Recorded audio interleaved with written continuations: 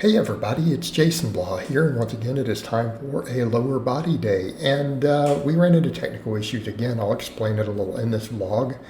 I do love the quality of the footage I'm getting here, but it's just such a problem on the technical side right now. So I started the workout with pretty much my ego lift, the deadlift. I'm like, look, I'm going to come in and do a relatively heavy rep set of deadlifts on my lower days because it's my pet lift. Everything else is going to be maximizing hypertrophy, trying to get as much pump volume, trying to get muscles through different angles, different ranges of motion, exactly like I'm doing on the upper body days. So I just did an easy 5 reps with 500. I felt like a 6 rep might have been a little grindy, so I stopped with 5. Again, as long as I can rep 500 pounds even cutting, I'm happy. So let me explain what's happening with the footage. So I've been trying to use one of my 2 iPhones to record this stuff instead of the GoPros because they give good footage. I'm running into so much software issues. I had to do a full video in one of my older pieces of software that I don't like in order to get it to load because the quality of the footage and my normal stuff I do all my voiceovers in, it's just too much for it. And I tried some stuff yesterday after the training where I recorded with the phone like 15 minutes of different footage and then loaded it in, and it would handle it all fine. But when I did it with today's training footage, it's just too much footage loaded at one time. The software just can't handle it. Anything more than about 5 minutes of it. So I threw it in my other stuff, just chopped it, rendered it into one file, and then I'm voicing it over through my normal software that I'm comfortable with using. But yeah, I thought when I put it into high compatibility mode for the recording, it would be fine, but apparently it's not. And a lot of people have realized as I do this stuff, they're like, you're really not a techie. How have you made a successful YouTube channel over the years? I don't know. I am literally the worst person in the world with tech and lighting and cameras and stuff. I'm borderline an idiot with it. I know a lot of things about a lot of topics, and that's one of them that just kind of eludes me. But you know, it is what it is. So back over to the training, because this is the real point. What do we do after the deadlifts? I did split squats. And if you guys notice, I have that hip thrust bench. I got a hip thrust bench for this. I'm like, this is perfect for split squats instead of trying to put a bench back there. It works great for the height. The balance is the hard part for me. I'm really struggling with balance on these, but my God, were they difficult. I haven't done split squats in a long time.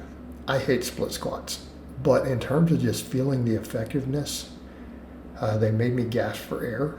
They lit my quads up. So I only ended up doing 3 sets of 10 for each leg. And I did supersets with glute ham raises for sets of 10 back and forth. The thing is, I've got to really work on the balance on these.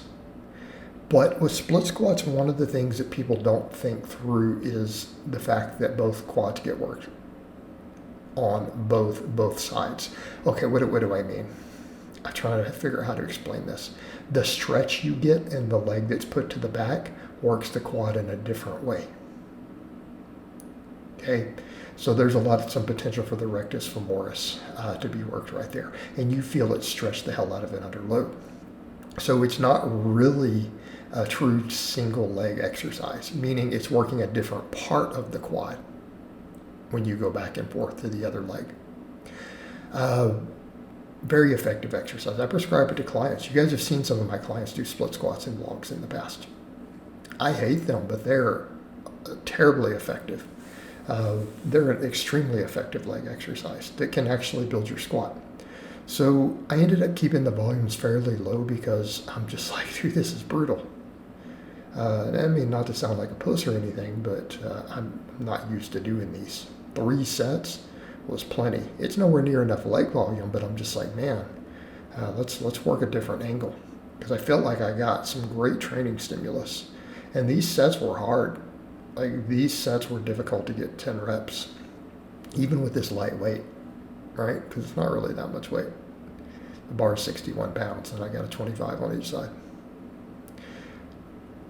But my quads got hammered. So again, we did 3 by 10 for each leg, and then I did a superset with glute ham raises. back and forth, opposing muscle groups. I really like that style of training. Okay, and I think a lot of it is after doing a heavy set of deadlifts first, that really kind of primes everything. I do still like that idea, and I could always go back to doing training maxes before doing all this pump work if I feel like it. Right now, I'm avoiding it. I know a lot of people are going to be like, why?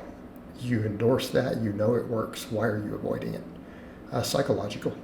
Because I am addicted to strength.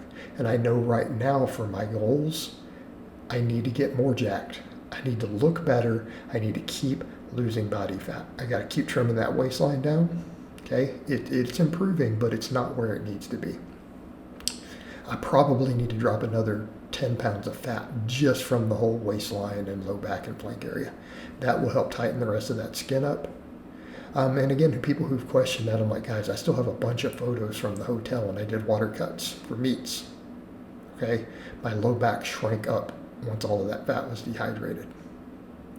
Okay, so if I can continue to lose the fat tissue there, I know that my low back and my love handle stuff, the skin, even though it's loose, it tightens up. Like even what you're seeing in the front, it was a lot tighter when I did the water cuts. But people need to remember, like, well, how come it comes back? Because I regained the water weight. Okay. One of those meets, I hit 197. I was 220 a few days before. Okay, now I'm walking down around 214, 215. Although I look thicker carbed up, I don't know how much of it is this camera, but I do see it in the mirror too. I guess because I'm going to go back to the GoPro the next couple workouts, I guess we'll figure out how much of it is it just the better camera makes me look thicker. Again, higher quality footage. I mean, you're going to look more like you actually look. It's just shocking to me that the footage looks so much clearer on just one of my backup iPhone compared to, a good GoPro. But the other thing is, I've not been recording the GoPro in the highest footage either, because again, some software limitations. But that's stuff I need to work on. I probably need to eventually start upgrading software. It's just that I've been using the same stuff for so many years and only maybe upgraded the edition a couple times that I'm set in my ways and used to doing certain things. I don't like to learn new software. When it's just, my whole point is just about training and getting the message out. I don't want to have to be a tech guy. All right, the rest of the work though, what do? We did 5 sets of 20 on belt squats, 5 sets of 12 on safety bar calf raises, supersets back and forth. Wow. Again, the same thing. It's like, man, this was so taxing. My quads were lit. My lungs were lit. A lot of this is making me realize, it's like, okay, I got to step my GPP back up. I know it's cold out. See that sled sitting right there? You guys see the sled in the camera right there. It's right in front of the camera. See those posts? Those are from my prowler. I need to start working the prowler again. I got to get my conditioning up. I think it will help with these leg workouts. Because if I can get the conditioning up and I can get through these leg workouts better, my lower body's going to grow again. Right? Quads, hamstrings, glutes, everything. And if I can get everything growing, get some good muscle memory going, all this pump work is going to help. My energy turnover is going to be higher. Okay? I'm going to burn through body fat easier. Okay? Recomposition can be a beautiful thing off some muscle memory. And even some novel training response. I haven't done these sort of volumes in a long time. I know I pussed out a little on the split squats, but I made up for it. Okay, I made up for it. I'm like, let me do 5 sets of these belt squats. Because I felt, how do I put this? I felt like I pussed out. I'm going to be honest. I felt like I pussed out, only doing 3 sets. Just like, dude, these are so hard. And I'll own it. I'll own it right here on camera for you guys. I'll own it. I feel like I pussed out a little. But I'm like, so I got to make up for it. So I really dug in. I wanted to quit the belt squats at set 3. Those sets of 20 were just burning so bad. And I'm like, no, I have to stick it out. I have to get the workload in. Okay. I count deadlifts as a quad set. I need this. This gives me 9 sets for quads. Okay. If I can do 5 sets of these, that's pretty good.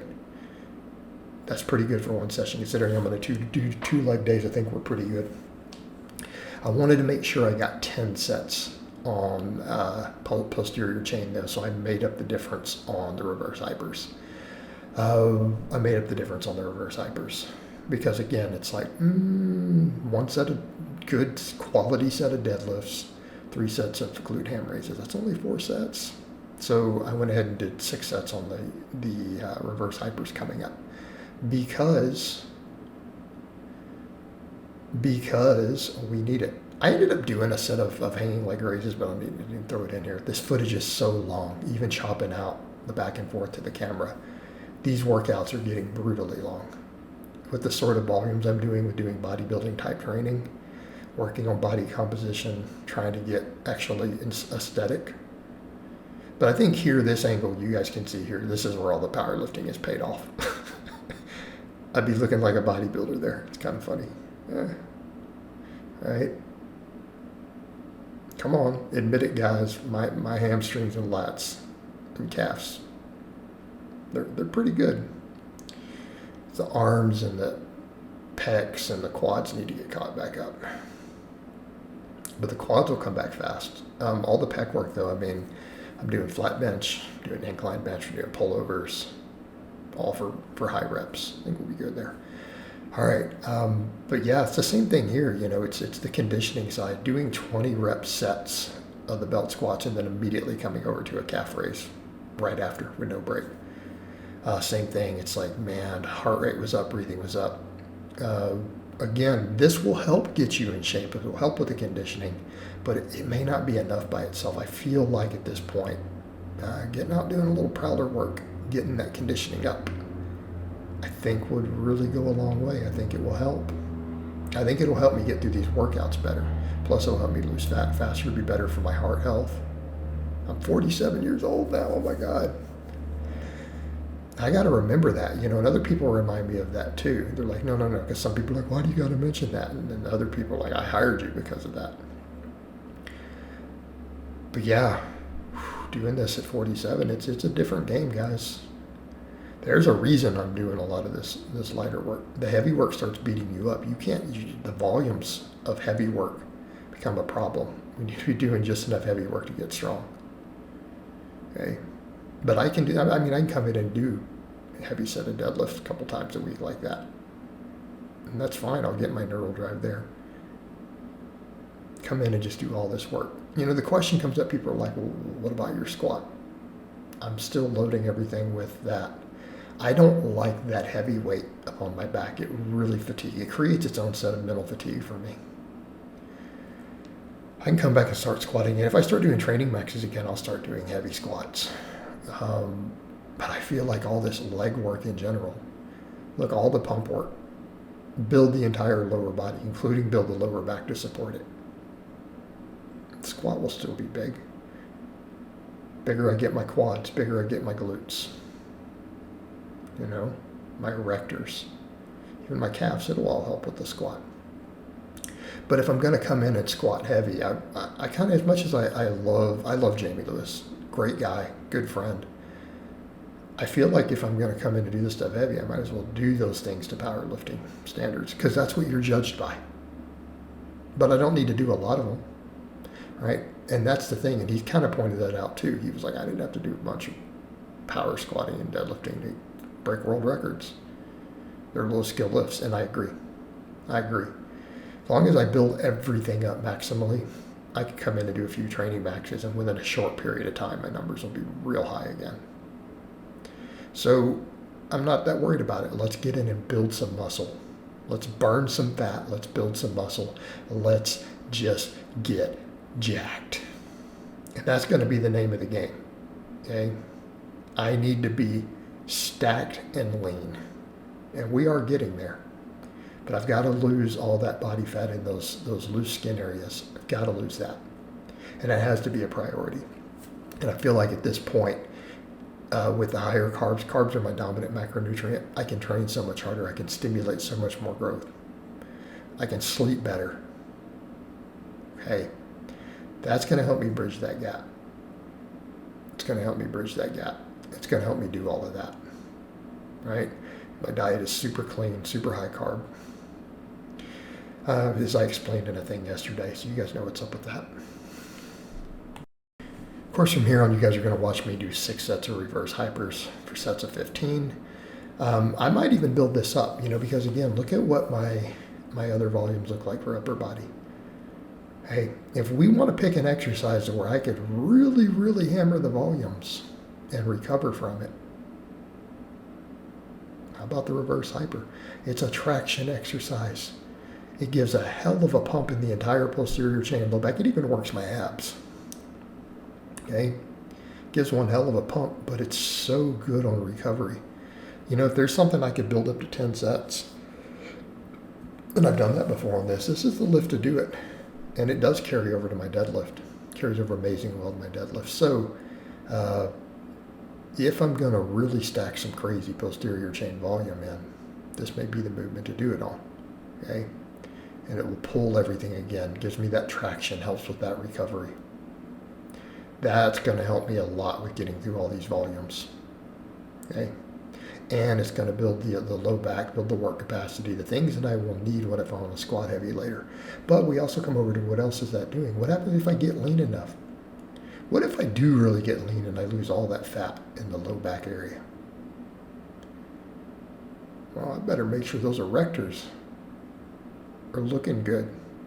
I don't want to get lean and show up and not have thick shredded erectors. That's not a good look. I mean, this guy, he's weak. Can't have that. So that's kind of the point. If I'm going to focus on this stuff and work on body composition and getting leaner and looking better, we need a complete package. There may even come a point where I start saying, do I need some seated calf raises for the soleus? Oh man, people are probably some of the long-term strength followers just probably got really upset with me. Look guys, if you're going to jump in and do something, do it. Okay, if you're going to do something, do it right. But reverse hypers. Okay, I think these will go a long way with everything I'm trying to achieve, and I've pushed the volumes up really high on them before. I can do it again. But again, they bring a lot to the table, and I feel like this is definitely the most lower body volume I've done in a very, very, very long time. All right, guys, but that's really all I have to say on that today. I hope it's been informative, and I'll talk to you guys next time.